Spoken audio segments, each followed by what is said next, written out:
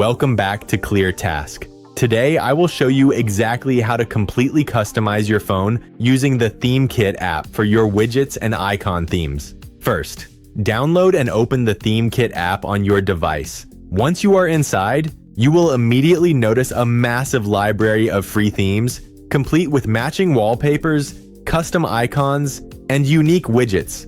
Since we want to keep this completely free, we will focus on the free options. Scroll through the homepage and browse the different categories until you find a style that catches your eye. Once you have selected your favorite theme, simply tap on it and then press the install button. You might notice that some specific icons or widgets are locked. Do not worry, you do not need to pay for a premium subscription. You can easily unlock these premium features just by watching a short ad. After you have unlocked the items you want, go ahead and tap the install button one more time. The app will quickly process your request, and just like that, your phone's home screen will have a brand new, completely personalized look. If you found this tutorial helpful and want more direct, easy to follow tech guides, make sure to hit that like button and subscribe to ClearTask. Turn on the notification bell so you never miss an update. Thanks for watching, and I will see you in the next video.